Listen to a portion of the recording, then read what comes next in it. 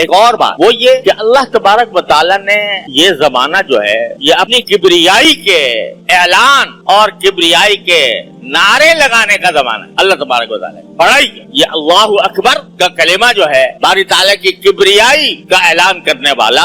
یہ میں نے عرض کیا کہ 9 تاریخ سے تو انشاءاللہ ہر نماز کے بعد اللہ اکبر لا الہ الا اللہ واللہ اکبر وللہ الحمد یہ کبریائی کے نعرے بلند کرنے کا زمانہ ہے اور اس میں واجب ہے. لیکن عام دنوں میں بھی جو یہ زمانہ گزر رہا ہے یکم ذو الحجہ سے 9 ذو الحجہ کا اس میں بھی چلتے پھرتے یہ کلمہ تکبیر کا پڑھنا مستحب. چلتے پھرتے اٹھتے بیٹھتے اللہ اکبر لا الہ الا اللہ واللہ اکبر وللہ الحمد چلتے پھرتے اٹھتے بیٹھتے. بعض صحابہ کرام سے مروی ہے کہ وہ اس زمانے میں حضرت ابو ہریرہ حضرت عبداللہ ابن عمر رضی اللہ تعالیٰ عنہما یہ بازار میں نکلتے تھے اور بلند آواز سے کہتے تھے اللہ اکبر لا الہ الا اللہ واللہ اکبر وللہ الحمد. تو بازار والے بھی بلند آواز سے یہ تکبیر کہتے تھے. اور بعض اوقات مینا کے اندر یہ معاملہ ہوتا تھا تو مینا کی بستی جو ہے وہ گونج اٹھتی تھی تکبیروں سے. تو یہ ایک ایسا عمل ہے کہ جو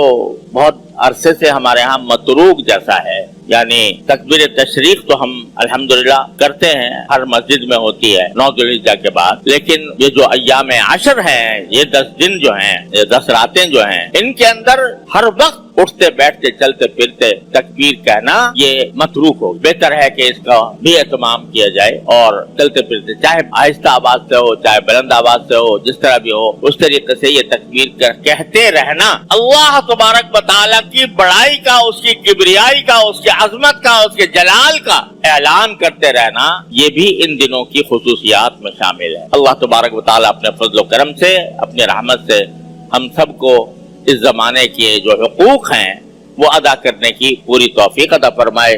وآخر دعوانا ان الحمدللہ رب العالمین. سوشل میڈیا پر سب سے قدیم اور سب سے ریلائبل برانڈ درسقرآن.com